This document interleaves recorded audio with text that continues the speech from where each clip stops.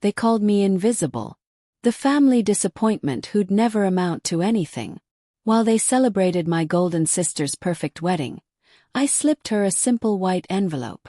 Inside was proof of my $150 million tech empire, and a message that would shatter their world forever. Marcus had always been the shadow in the Romano family. While his sister Isabella dazzled everyone with her beauty pageant wins and social media fame, he buried himself in code and circuit boards. Their parents, Vincent and Maria, never bothered hiding their disappointment in their awkward, quiet son. "Technology is a hobby, not a career," Vincent would scoff whenever Marcus mentioned his programming projects. "Your sister understands success. Maybe learn from her instead of wasting time on those ridiculous gadgets." Maria was even more brutal in her dismissal. "Isabella is our pride and joy. Marcus, well, he's harmless enough. He'll find his way eventually, probably in some boring office job." The breaking point came during Marcus's freshman year when he excitedly showed them his breakthrough, an AI-powered analytics platform that could revolutionize data processing. Isabella barely glanced up from her phone. "Can it get me more Instagram likes?" "No." "Then it's useless." Vincent didn't even acknowledge it existed.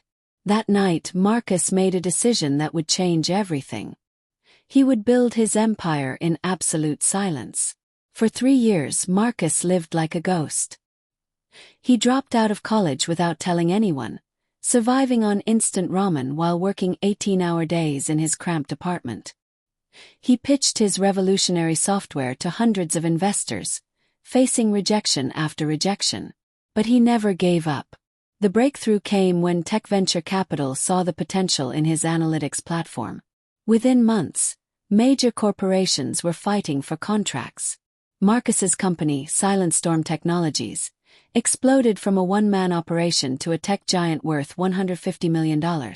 Throughout his meteoric rise, Marcus never mentioned his success to his family. They still believed he worked basic IT support, still treated him like the family failure.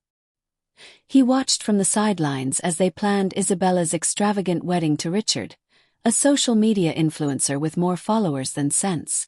"Please don't embarrass Isabella at her wedding," Maria texted him weeks before the ceremony.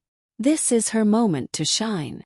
Marcus replied simply, "Wouldn't dream of it." The wedding was a spectacle of excess. Crystal chandeliers, designer everything, and enough flowers to stock a botanical garden. Isabella looked stunning in her custom gown, basking in the attention as always. Marcus sat alone in the back, invisible as usual. During the reception, he quietly placed a plain white envelope among the mountain of expensive gifts. No fancy wrapping, no elaborate card, just his simple message inside. Hours later, Isabella discovered the envelope. As she read the contents, her perfect smile froze. The color drained from her face as she stared at the business card, the Forbes article printout, and the simple note, "You never saw me. Now the world does. Marcus Romano, CEO, Silent Storm Technologies. Is this some kind of joke?" Isabella cornered him near the garden, her voice shaking. Marcus calmly showed her his phone screen, Forbes headline reading, "25-year-old tech prodigy builds $150 million empire in secret." His photo stared back at them. "Why didn't you tell us?" she whispered. Marcus looked at his sister. Really looked at her. For the first time in years. "You weren't listening." The news spread through the wedding like wildfire. Suddenly, Vincent appeared with forced pride, claiming he always knew Marcus had potential. Maria gushed about how they supported his dreams from the beginning. But Marcus saw through their desperate revisionism. He didn't rage or gloat. He simply accepted their hollow congratulations with the same quiet dignity he'd maintained for years. The difference was now he held all the power. 2 weeks after the wedding, Isabella called sobbing. Richard's lifestyle had left them drowning in debt. Could her successful brother help them out? "I thought I was just the invisible one," Marcus replied calmly, then hung up. Today, Marcus receives carefully crafted emails from his parents, begging for reconciliation. They quote his interviews to friends, desperately trying to claim credit for his success. But Marcus has moved on. He built his empire not for revenge, but for survival, to prove to himself that he mattered.